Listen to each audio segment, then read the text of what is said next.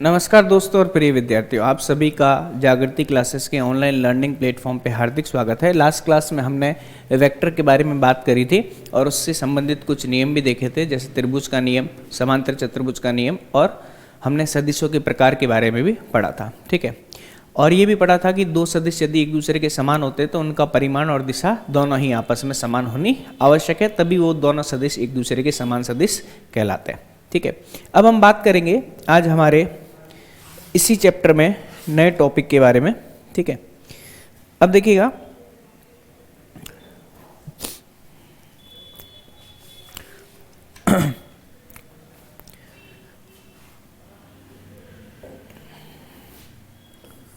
सदिश का किसी अदिश से गुणन,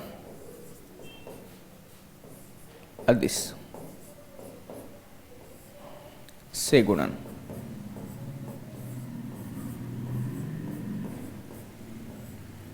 जब हम किसी सदिश को किसी अदिश राशि से गुणा करते हैं तो हमारे पास क्या रिजल्ट देखने को मिलते हैं। देखिएगा, हम मानते हैं, माना हमारे पास एक वेक्टर ए वेक्टर ले लेते हैं, इसे हम लिखते हैं ए आई कैप प्लस का बी जे कैप प्लस का सी के कैप। यदि एक हम लेमडा, जो कि एक अचर राशि है या अदिश राशि है, ठीक है, जहाँ पर इसका मान 0 के बराबर नहीं है, ठीक है, तो लेमडा इंटू ए वेक्टर का जो मान है वो हमारे पास होगा प्रत्येक lambda into A I cap plus lambda into B J cap plus lambda into C K cap. ठीक है, तो हम बोल सकते हैं कि यदि किसी अदिश राशि से किसी सदिश को गुणा किया जाए तो उसका प्रत्येक घटक उतने ही गुना हो जाता है। ठीक है जी, अब सुनिएगा, ये तो हमने देखा किसी भी सदिश राशि का किसी अदिश से गुणन। ठीक है, अब देखिए इसे हम ज्यामितीय रूप से समझते हैं, है ना। मान लीजिए हमारे पास एक वेक्टर है, यहाँ से हम ले लेते हैं, ठीक है, ये ए वेक्टर है, ठीक है, फिर हम एक और वेक्टर बनाते हैं और यहाँ से एक और वेक्टर बनाते हैं।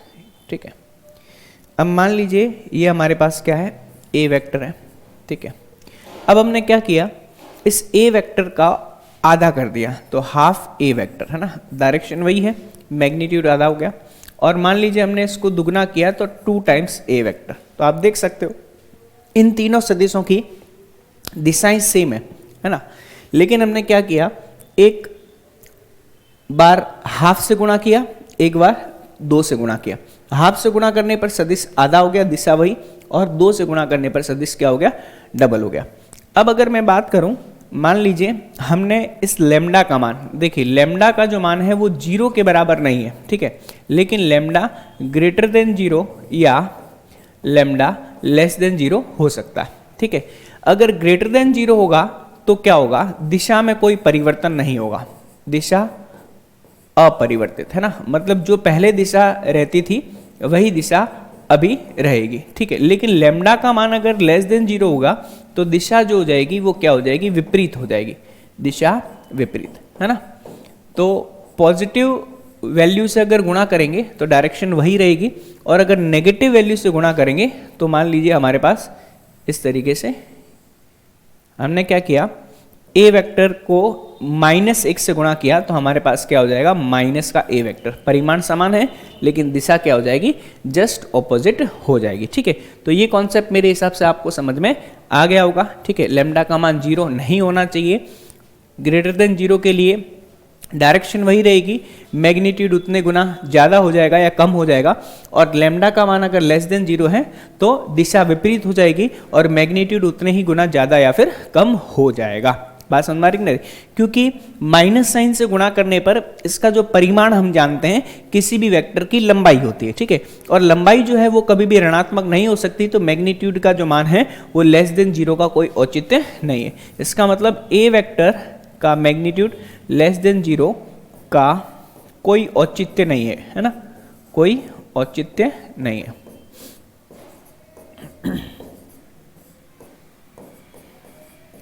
यह चीज आपको समझनी चाहिए। ठीक है, मेरे हिसाब से कॉन्सेप्ट आपको समझ में आ गया होगा। चलिए भाई आगे बढ़ते हैं।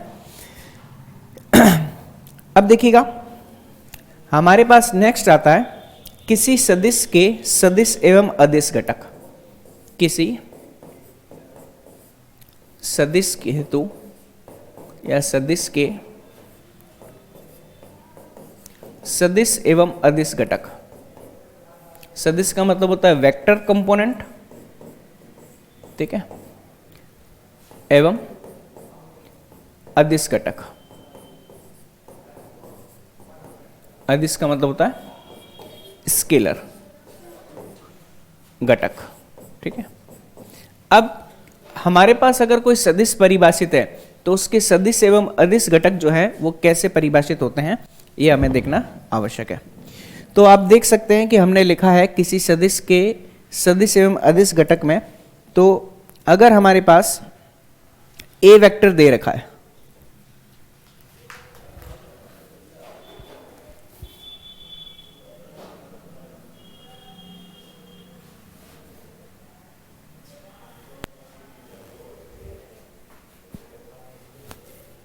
देखिएगा अगर हमारे पास कोई ए वेक्टर दे रखा है, मान लीजिए ए वेक्टर जो है वो हमारे पास है ए आई कैप प्लस का बी जे कैप प्लस का सी के कैप, ठीक है।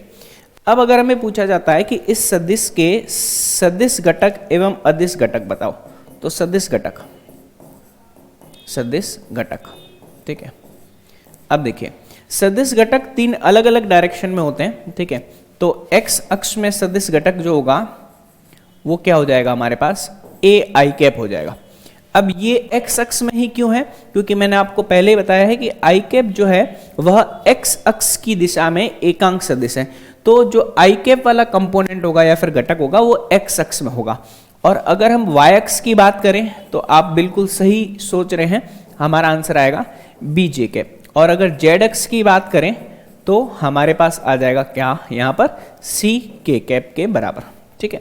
यह तो हमारे पास कौन से घटक है, सदिश घटक है। यदि मैं बोलूं इसी में अदिश घटकों के बारे में, ठीक है, तो अदिश घटक, अदिश घटक, तो अदिश घटक कौन कौन से होंगे, तो x अक्ष की डायरेक्शन में, ठीक है, हमारे पास केवल a आएगा, y अक्ष में हमारे पास क्या आएगा, केवल b आएगा, और z अक्ष में हमारे पास क्या आएगा, केवल c आएगा। मतलब i, j और k कैप यहाँ पर लगाने की आवश्यकता नहीं है, क्योंकि i कैप, j कैप और k कैप लगा दोगे तो यह अदिश नहीं होगा, यह सदिश घटकों में परिवर्तित हो जाएगा, ठीक है जी। अब सुनिएगा, अगर मैं आपको एक एग्जाम्पल के माध्यम से पूछूं कि हमारे पास मान लीजिए कोई एक वेक्टर है, वह a वेक्टर है, यह हमारे पास 3 i कैप प्लस का 4 j कैप और माइनस का 5 k कैप, ठीक है। मुझे बोला जाता है कि इसके सदिश घटक बताइए, ठीक है। सदिश घटक कौन कौन से होंगे भाई, आपको पता होगा। सदिश घटक x अक्ष की डायरेक्शन में तो आ जाएगा 3 i कैप, ठीक है। y अक्ष की डायरेक्शन में आ जाएगा 4 j कैप, और z अक्ष की डायरेक्शन में आ जाएगा माइनस का 5 k कैप, है ना। और इसी में अगर अदिश घटकों की बात करें, है ना, अदिश घटक, तो देखिएगा अदिश घटक x अक्ष में आ जाएगा अपने पास 3, y अक्ष में अपने पास आ जाएगा 4, और z अक्ष में आएगा अपने पास माइनस का 5, ठीक है। तो मेरे हिसाब से ये पूरी का पूरा जो कॉन्सेप्ट है वो आपको समझ में आ गया होगा, ठीक है जी। चलिए अब हम बात करेंगे नेक्स्ट में क्या, कि अब देखिए इसको मैं आपको त्रिविमीय ज्यामिति के द्वारा भी समझा देता हूं कि किस तरीके से हमें यहां पर सदिश एवं अदिश घटकों के बारे में परिकल्पना करनी चाहिए। तो देखिएगा, हम मान लेते हैं कि हमारे पास ये वाला जो बिंदु है, यह बिंदु P है, ठीक है। P x, y, z है, ठीक है। अब अगर हम इस P बिंदु को मूल बिंदु से मिला दें, है ना, P बिंदु को किससे मिलाएं, मूल बिंदु से मिला दें, तो हम जानते हैं कि इस बिंदु को मूल बिंदु से मिलाने वाली जो रेखा है वह इस P बिंदु का क्या कहलाएगी, स्थिति सदिश कहलाएगी। उससे पहले हमें ये निर्धारित करना होगा कि हमारे अक्ष कौन से हैं। तो हम मान लेते हैं ये x अक्ष है, ये y अक्ष है, और ये अपने पास z अक्ष है, और यह बिंदु हमारा मूल बिंदु है जिसे हम ओरिजिन के नाम से जानते हैं, ठीक है। तो अगर O बिंदु को P बिंदु से मिला देते हैं तो इसे हम OP वेक्टर बोल सकते हैं, ठीक है जी। अब अगर हम बात करें कि हमारे पास इस x अक्ष में, है ना, यह अपने पास क्या हो जाएगा, xi कैप हो जाएगा, ठीक है। और अगर हम बात करें y अक्ष की डायरेक्शन में ना, तो वाई एक्स की डायरेक्शन में क्या हो जाएगा, वाई जे कैप हो जाएगा, और जेड एक्स की डायरेक्शन में इसका घटक क्या हो जाएगा, जेड के कैप हो जाएगा, क्योंकि इस बिंदु के निर्देशांक क्या है, एक्स वाई एवं जेड है। ठीक है, और पहले भी मैंने बताया था ओ से पी वेक्टर को हम क्या लिख सकते हैं, इसे लिख सकते हैं एक्स आई कैप प्लस का वाई जे कैप प्लस का जेड के कैप। ठीक है, यहां तक मेरे हिसाब से आपको कोई दिक्कत नहीं होनी चाहिए, क्योंकि P बिंदु को मूल बिंदु से मिलाने वाली रेखा ही इसका क्या कहलाती है, स्थिति सदिश कहलाती है। चलिए भाई, ये कॉन्सेप्ट समझ में आया। अब अगर हम O से P वेक्टर के परिमाण की बात करें तो इसके बारे में हम चर्चा कर चुके हैं। O से P के मध्य की दूरी ही इसका परिमाण कहलाएगी। तो दूरी सूत्र से आपके पास क्या आएगा, X square plus Y square plus का क्या आएगा, जेड स्क्वायर आएगा। ठीक है जी, ये कॉन्सेप्ट भी मेरे हिसाब से आपको क्लियर हो गया होगा। ठीक है, अब नेक्स्ट में हम देखते हैं क्या, दो बिंदुओं को मिलाने वाली है ना, दो बिंदुओं को मिलाने वाली, दो बिंदुओं को मिलाने वाला सदिश।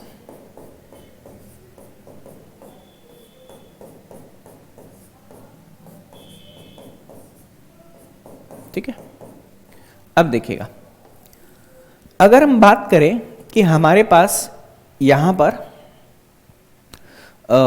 हम निर्देशीय अक्ष ले लेते हैं। ठीक है, निर्देशीय अक्ष यहां से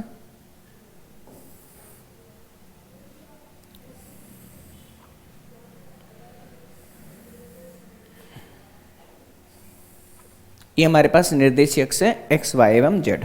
ठीक है, ये एक्स अक्ष, वाई अक्ष एवं जेड अक्ष। ठीक है, अब यहां पर हम निर्धारित करते हैं कि हमारे पास एक बिंदु है P, है ना, इसके निर्देशांक है x1, y1 और z1। एक दूसरा बिंदु है Q, इसके निर्देशांक है x2, y2 और z2। ठीक है जी, अब हमें करना क्या है, इस P को Q से मिलाने वाला सदिश ज्ञात करना। ठीक है, तो सबसे पहले हम क्या करेंगे कि इन बिंदुओं को, है ना, कौन से बिंदुओं को, इस P बिंदु को हम क्या करेंगे, मूल बिंदु से मिलाएंगे। ठीक है, इस Q बिंदु को क्या करेंगे, मूल बिंदु से मिलाएंगे। ठीक है, अब इस P बिंदु को अगर मूल बिंदु से मिलाए, ये ओरिजिन है। ठीक है, तो ये अपने पास क्या आ जाएगा, OP वेक्टर आ जाएगा, और ये अपने पास क्या आ जाएगा, OQ वेक्टर आ जाएगा। ठीक है जी, अब हम क्या करेंगे कि यहां से हमें निकालना क्या है, PQ वेक्टर निकालना है। ठीक है, तो PQ जो वेक्टर होगा वह क्या होगा, फाइनल वेक्टर। फाइनल वेक्टर मतलब OQ वेक्टर। ठीक है, और माइनस का इनिशियल वेक्टर मतलब OP वेक्टर हो जाएगा। ठीक है, तो PQ को निकालने का तरीका क्या है, अंतिम माइनस क्या करो, प्रारंभिक करो। ठीक है जी, क्लियर है भाई। अब सुनिएगा, ऐसा क्यों होता है उस पर भी थोड़ा सा हम नजर डालेंगे। यहां से देखिएगा, ये अपने पास OP वेक्टर है। ठीक है, और ये अपने पास OQ वेक्टर है, और अगर मुझे PQ वेक्टर ज्ञात करना तो PQ वेक्टर ये। अब थोड़ा सा ध्यान देना, अगर हम इसमें त्रिभुज का नियम लगाएं तो OP प्लस PQ का मान किसके बराबर आएगा, OQ के बराबर आएगा।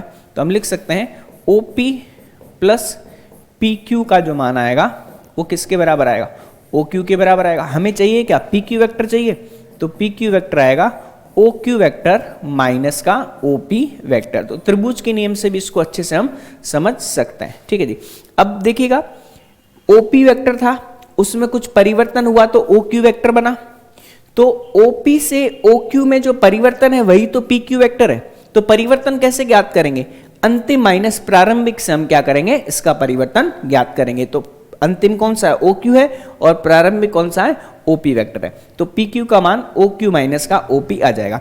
अगर हम इसे कार्त के रूप में लिखना चाहें तो हमारे पास क्या मिलेगा, PQ वेक्टर जो होगा वो अभी हमने देखा OQ वेक्टर माइनस का OP वेक्टर है। ठीक है, OQ वेक्टर क्या है अभी अपने पास, ये है अपने पास x2i कैप प्लस का y2j कैप प्लस का z2k कैप, है ना।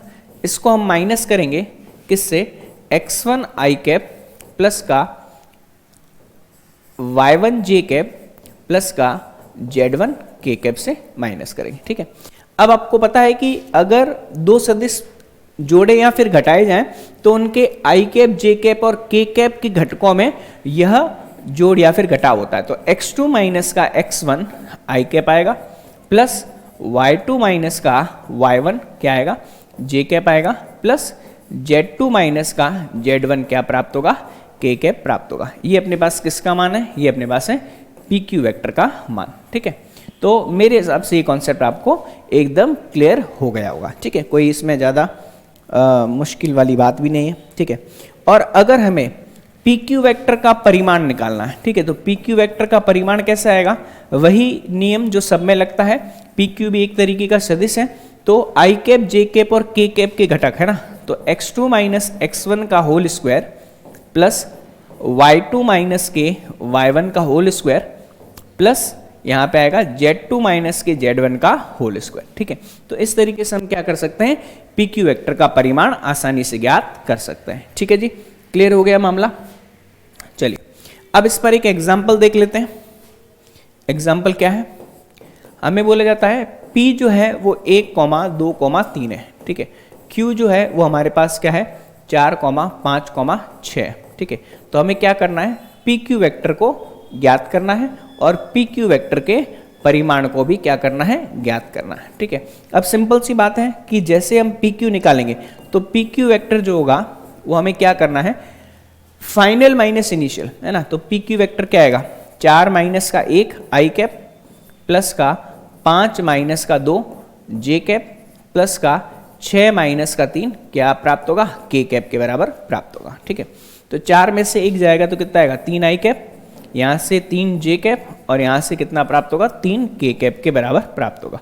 तो ये हमें मिला PQ वेक्टर। ठीक है, अब PQ वेक्टर का परिमाण ज्ञात करना है, तो PQ वेक्टर का परिमाण क्या आएगा, अंडर रूट में 3 का स्क्वायर प्लस 3 का स्क्वायर प्लस 3 का स्क्वायर। ठीक है, अब हम क्या कर सकते हैं, 3 का स्क्वायर कॉमन ले सकते हैं और कॉमन लेकर के वर्गमूल के बाहर आएगा तो 3 आएगा और अंदर क्या बच जाएगा, 1 प्लस 1 प्लस 1, तो 3 रूट 3 के बराबर अपने पास आएगा।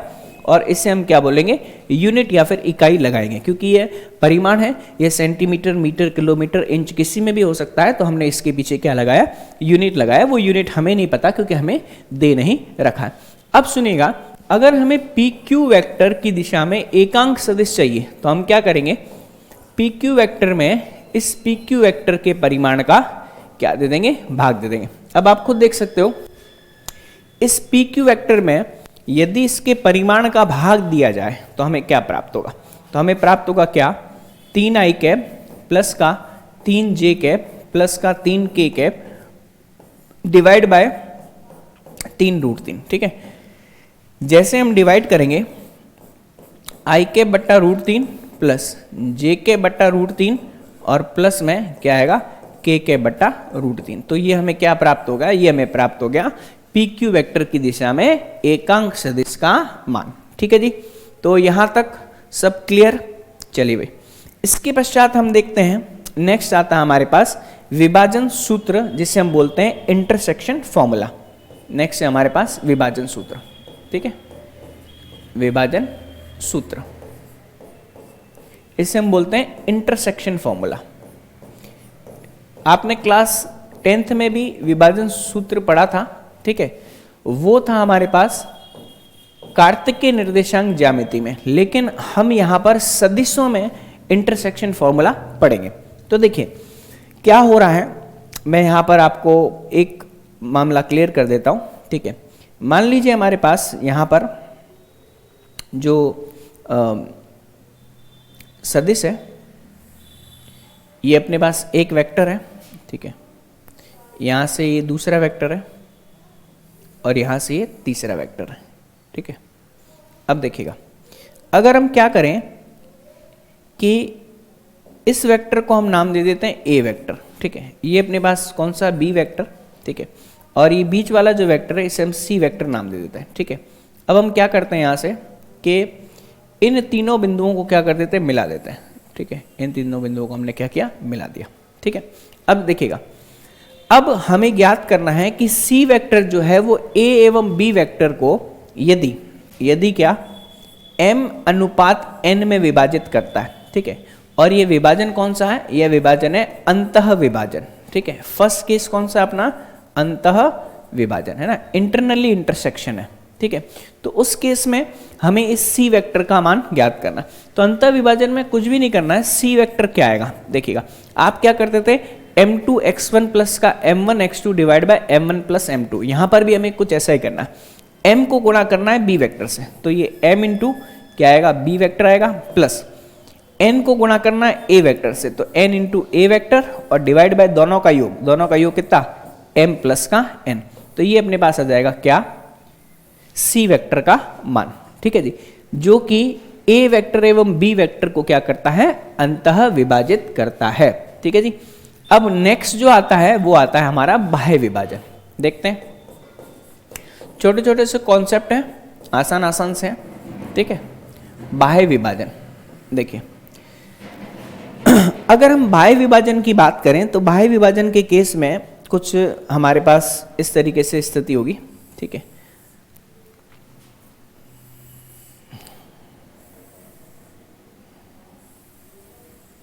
ठीक है,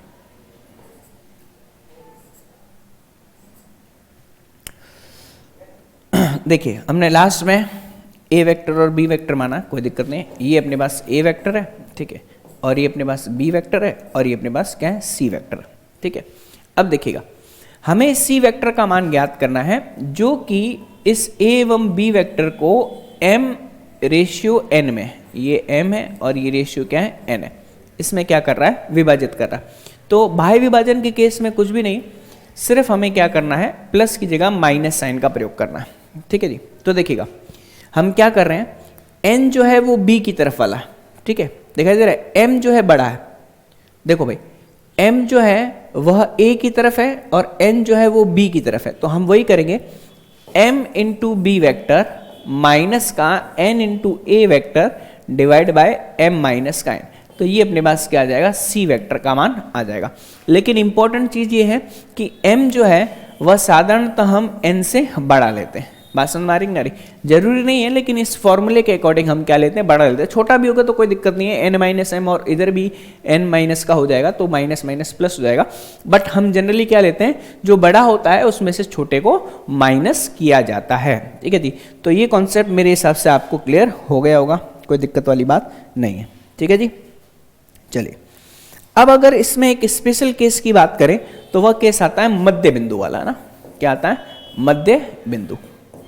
अब ध्यान दीजिएगा, अगर हम मध्य बिंदु या फिर मिड पॉइंट की बात करें तो हमारे पास क्या सीन होगा, मान लीजिए a वेक्टर और b वेक्टर है इस तरीके से, ठीक है, और कोई c वेक्टर जो है इसको बीच में से बराबर बांटता है। ठीक है, मतलब ये और ये पोर्शन जो है आपस में बराबर है, तो हम बोल सकते हैं कि जो c वेक्टर होगा वह a vector plus b vector divide by क्या हो जाएगा, 2 हो जाएगा। ठीक है, ये अपने पास क्या है कि किसी सदिश द्वारा दो सदिशों को अगर बराबर अनुपात में विभाजित किया जाता है तो c वेक्टर का मान हमें आसानी से ज्ञात हो सकता है, a vector plus b vector divide by 2, ये इसका स्पेशल केस है। चलिए भाई, यहाँ तक मेरे हिसाब से आपको मामला समझ में आ गया होगा।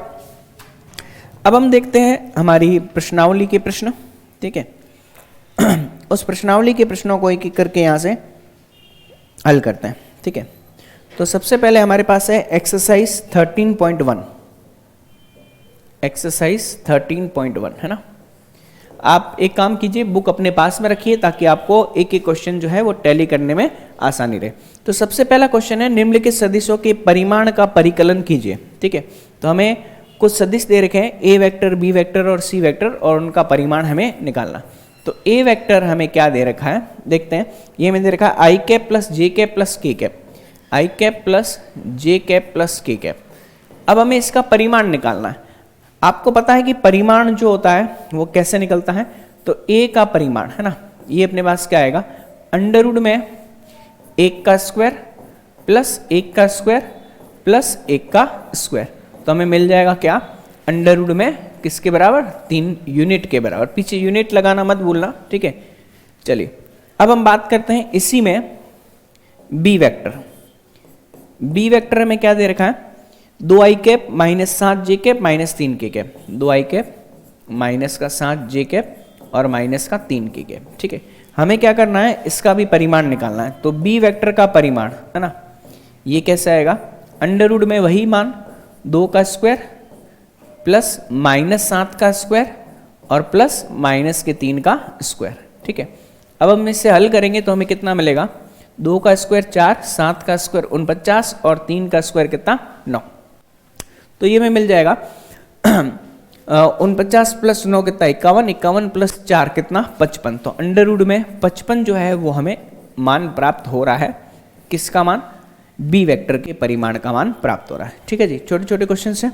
ठीक है, अब इसका सी पार्ट भी देख लेते हैं, हालांकि सारे आसान ही है। ठीक है, तो सी पार्ट में हमें क्या बोला गया? सी पार्ट में हमें बोला गया है I cap divide by root 3 plus J cap divide by root 3 plus में K cap divide by root 3, है ना। अब हमें क्या करना है? इसका परिमाण ज्ञात करना है। तो सी वेक्टर का परिमाण, है ना, ये कितना आएगा हमारे पास? ये आएगा 1/√3 का होल स्क्वायर, ठीक है, प्लस 1/√3 होल स्क्वायर और प्लस में 1/√3 का होल स्क्वायर। ठीक है, अब देखिएगा जैसे हम इसको हल करेंगे तो हमें कितना प्राप्त होगा? 1/3 प्लस का 1/3 प्लस का 1/3। अब एक एक एक जुड़ जाएंगे, बट्टे में 3 है तो हमें क्या मिलेगा? अंडर रूट में 1, अंडर रूट में 1 का मान किसके बराबर? 1 यूनिट के बराबर। तो आप देख सकते हैं कि यह दिया गया सी वेक्टर जो है वह एकांक सदिश ही है। ठीक है, क्योंकि इसका परिमाण किसके बराबर आया? 1 इकाई के बराबर आया। ठीक है जी, यहां तक मेरे हिसाब से आपको समझ में आ गया होगा। अब नेक्स्ट क्वेश्चन देखते हैं हमारा दूसरा सवाल। समान परिमाण वाले दो भिन्न सदिश ज्ञात कीजिए। समान परिमाण वाले दो भिन्न सदिश हमें बताने। ठीक है, तो देखिएगा दूसरा प्रश्न है समान परिमाण वाले भिन्न सदिश। ठीक है, ऐसे दो सदिश बताने हैं जिनका परिमाण तो समान है लेकिन वह सदिश समान नहीं है। ठीक है जी, अब देखते हैं यहां से हम ए वेक्टर ले लेते हैं। ठीक है, तो ए वेक्टर हम यहां पे ले लेते हैं आई कैप प्लस का जे कैप प्लस का क्या के कैप ले लेते हैं, और बी वेक्टर इसमें आई कैप तो लेंगे लेकिन माइनस का जे कैप और इधर मान लीजिए माइनस का के कैप है। तो ये दोनों ए वेक्टर जो है, इस ए वेक्टर का अगर परिमाण निकालना जाए तो आप देख सकते हैं इसका परिमाण √3 आएगा और बी वेक्टर का परिमाण भी क्या आएगा? √3 आएगा। ठीक है, तो हम देख सकते हैं कि ए वेक्टर का परिमाण, है ना, ए वेक्टर का परिमाण बराबर है बी वेक्टर के, किंतु ए वेक्टर जो है वो बराबर नहीं है बी वेक्टर, क्योंकि मैंने बताया था आई कैप और आई कैप का गुणज समान है। जे कैप का प्लस में, ये माइनस में, ये प्लस में और ये माइनस में, तो इनके परिमाण तो समान है लेकिन ये दोनों सदिश आपस में समान नहीं है। ठीक है, नेक्स्ट देखते हैं तीसरा प्रश्न हमें क्या बोला गया है। तीसरा, दिशा समान हो लेकिन परिमाण भिन्न हो। समान दिशा वाले, दिशा समान, ठीक है, लेकिन भिन्न परिमाण वाले सदिश हमें देखने हैं। ठीक है, अब इसमें सिंपल सी बात है भाई, आप ए वेक्टर मान लीजिए मैं ले लेता हूं क्या 3 आई कैप ले लो। ठीक है, और बी वेक्टर जो है वो मैं ले लेता हूं कितना? माइनस का 3। दिशा समान होनी चाहिए तो हम इसे ले लेते हैं 6 आई कैप। तो आप देख सकते हो कि इन दोनों सदिशों में अब जे और के कहाँ गए भाई? इनको 0 कर दो, है ना, 0 जे कैप प्लस का 0 के कैप और इधर 0 जे कैप प्लस का 0 के। तो ये दोनों सदिश जो है इनके दिशाएं समान है ना, क्योंकि इसकी भी आई कैप दिशा है, इसकी भी आई कैप दिशा है, लेकिन ए का जो परिमाण है वह 3 के बराबर आ रहा है और बी का जो परिमाण है वह 6 के बराबर आ रहा है। तो दिशाएं समान है लेकिन परिमाण क्या है? भिन्न भिन्न है। तो ये दोनों सदिश अगले प्रश्न के अपने उत्तर हैं। ठीक है, देखिए अगला प्रश्न है प्रश्न क्रमांक 4। ऐसे सारे उदाहरण हम कर चुके हैं ना भाई। चौथा प्रश्न जो है हमें बोला जाता है कि एक्स आई कैप प्लस वाई जे कैप, है ना, यह बराबर है किसके? 2 आई कैप प्लस का 3 जे कैप के, है ना। तो हमें बोला जाता है एक्स एवं वाई के मान ज्ञात करो। अब देखो भाई ऐसे बच्चे सवाल इसमें दे रखे हैं तो हम देख सकते हैं कि एक्स की तुलना और वाई की तुलना करने पर एक्स बराबर कितना आ रहा है? 2 आ रहा है और वाई बराबर कितना आ रहा है? 3 आ रहा है। ठीक है जी, तो ये अपने पास इस प्रश्न का क्या है? उत्तर है। ठीक है जी, चलिए अब हमें बोला जाता है कि एक सदिश का प्रारंभिक बिंदु और अंतिम बिंदु दे रखा है, इस सदिश के अदिश एवं सदिश घटक ज्ञात करो। ठीक है, प्रश्न क्रमांक 5वां, है ना। 5वें प्रश्न में मान लेते हैं कि P बिंदु हमें दे रखा है 1,2, है ना, एवं Q बिंदु जो है वो हमें दे रखा है क्या? -5,7।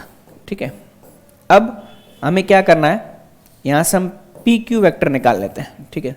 तो पी क्यू वैक्टर कितना आएगा, माइनस का 5 माइनस का 1, तो माइनस का 6 आई कैप, 7 माइनस का 2 तो प्लस का 5 जे कैप आ जाएगा और प्लस का 0 के कैप, ठीक है। तो अगर हम सदिश घटकों की बात करेंगे, ठीक है, तो सदिश घटक कौन कौन से हो जाएंगे, सदिश घटक होंगे माइनस का 6 आई कैप, 5 जे कैप और 0 के कैप, ठीक है। और अदिश घटक कौन से, अदिश घटक, ठीक है। और ये क्रमशः एक्स वाई और जेड अक्ष में ही है, ठीक है जी, यह कॉमन सेंस वाली बात है। ये माइनस का 6, 5 और कितना 0, ठीक है। यह सदिश घटक और यह इसके क्या होंगे, अदिश घटक हो जाएंगे। छोटे छोटे से क्वेश्चन हैं। नेक्स्ट है प्रश्न क्रमांक 6। अब देखिए इनका योगफल ज्ञात करना। अब योग वाला चीज मैंने आपको बता दिया है, ए बी और सी तीनों को जोड़ना है, तो आई में आई कैप, जे कैप में जे कैप और के कैप में के कैप अपने को जोड़ना है। प्रश्न क्रमांक 7वां देखते हैं। 7वें प्रश्न में हमें क्या बोला गया है कि एक सदिश दे रखा है सी वेक्टर। कौन सा दे रखा है, सी वेक्टर। सी वेक्टर है अपने पास क्या, आई कैप प्लस का जे कैप प्लस का 2 के कैप। हमें क्या ज्ञात करना है, इसकी दिशा में मात्रक सदिश ज्ञात करना है, मतलब सी कैप ज्ञात करना। सी कैप का मान क्या होता है, सी वेक्टर डिवाइड बाय सी का परिमाण होता है, ठीक है। तो सी वेक्टर हमें कितना दे रखा है, आई कैप प्लस का जे कैप प्लस का 2 के कैप है ना, डिवाइड बाय सी का परिमाण क्या, 1 का स्क्वायर प्लस 1 का स्क्वायर प्लस 2 का स्क्वायर, ठीक है। हल करेंगे तो आएगा आई कैप प्लस का जे कैप प्लस का 2 के कैप, ठीक है, डिवाइड बाय 2 का स्क्वायर 4, 5 और 6 कितना आएगा, रूट में 6 आ जाएगा। चाहो तो इसे अलग अलग भाग देके भी लिख सकते हो, तो आई कैप बटा रूट 6 प्लस जे कैप बटा रूट 6 और प्लस के कैप बटा रूट 6, ठीक है जी। अब देखिएगा आगे आने वाले सवालों में आपको ये बोला जाएगा कि सी वेक्टर की दिशा में, सी वेक्टर की दिशा में यदि हमें बोला जाता है कि 10 परिमाण वाला सदिश ज्ञात करना है, तो हम क्या करते, 10 को कर देते सी कैप से गुणा, ठीक है जी। तो हमारे पास, हालांकि इस क्वेश्चन में नहीं पूछा गया, तो हमारा आंसर क्या होता, 10 आई कैप बट्टा रूट 6 प्लस 10 जे कैप बट्टा रूट 6 और प्लस में 10 के कैप बट्टा रूट 6। आगे क्वेश्चंस आएंगे कि कोई सदिश दे रखा होगा और उसकी दिशा में एक निश्चित परिमाण वाला हमें सदिश ज्ञात करना है, तो उस निश्चित परिमाण को हम उसकी दिशा से अर्थात हम सी कैप से गुणा कर देंगे। उसमें ए वेक्टर होगा तो ए कैप हो जाएगा, बी वेक्टर होगा तो बी कैप हो जाएगा, ठीक है जी। चलिए यहां तक मेरे हिसाब से आपको कोई दिक्कत नहीं है। प्रश्न क्रमांक 8वां, पी क्यू के अनुदिश मात्रक सदिश ज्ञात कीजिए। बिंदु पी और क्यू हमें क्रमशः दे रखे 1 2 3 4 5 6। देखिए भैया मैंने ये क्वेश्चन आपको करवा रखा है ऑलरेडी, है ना। मात्रक सदिश उसकी दिशा में मैंने अभी आपको बताया था, ठीक है। देखिएगा यहां से क्वेश्चन करवाया था, देखो भाई क्वेश्चन भी वही है, 1 2 3 4 5 6, ठीक है जी। तो इससे करवाने की आवश्यकता नहीं है, ऑलरेडी मैं आपको करवा चुका हूं। अब हम क्या करेंगे, नेक्स्ट में बात करेंगे हमारे अगले प्रश्न में। अगले प्रश्न में हमें क्या बोला गया कि दिए हुए सदिश ए बी के लिए a प्लस बी के अनुदिश मात्रक सदिश ज्ञात करना है। अब देखिए ये इंपॉर्टेंट चीज है, हमें बोला जाता है a वेक्टर और b वेक्टर हमें दे रखा, ठीक है। अब हमें क्या करना है, a वेक्टर का मान है 2 आई कैप माइनस का जे कैप और प्लस का 2 के कैप, ठीक है। और b वेक्टर हमें दे रखा है माइनस आई कैप प्लस का जे कैप और माइनस का के कैप। हमें बोला गया है कि a प्लस बी की डायरेक्शन में, ये हमारा है प्रश्न क्रमांक 9। हमें बोला गया है a प्लस बी की डायरेक्शन में, a प्लस बी के अनुदिश मात्रक सदिश, है ना, मात्रक सदिश, ठीक है। तो हम मान लेते हैं कि सी वेक्टर जो है वो a प्लस बी का योग है, ठीक है। तो सी वेक्टर कितना आ जाएगा हमारे पास, 2 आई कैप में माइनस आई कैप जोड़ेंगे तो आई कैप, ये अपने पास आ जाएगा 0 जे कैप और ये आ जाएगा अपने पास ओनली के कैप, ठीक है। अब हमें सी कैप का मान ज्ञात करना है, सी वेक्टर डिवाइड बाय सी का परिमाण। तो हमें कितना मिल जाएगा यहाँ से, आई कैप प्लस का 0 जे कैप प्लस का कितना के कैप, है ना, डिवाइड बाय कितना, अंडर रूट में 1 का स्क्वायर, 0 का स्क्वायर और प्लस 1 का स्क्वायर। तो आप देख सकते हो कि हमें √2 मिलेगा। तो आई कैप बट्टा √2 प्लस 0 जे कैप बट्टा √2 और प्लस के कैप बट्टा √2। ठीक है जी। तो हमारे पास a प्लस बी की दिशा में क्या मिल जाएगा, एकांक सदिश मिल जाएगा। ठीक है। तो आज जो हमने किया है वो आपके एक्सरसाइज 13.1 के लगभग हमने 9 सवाल कर लिए। नेक्स्ट क्लास में हम क्या करेंगे, इसके आगे वाले सवालों को करेंगे और सदिशों के गुणन के बारे में भी बात करेंगे, जो अदिश एवं सदिश गुणनफल जो होते हैं उनके बारे में भी हम चर्चा करेंगे। तो आज की क्लास के लिए इतना ही, धन्यवाद।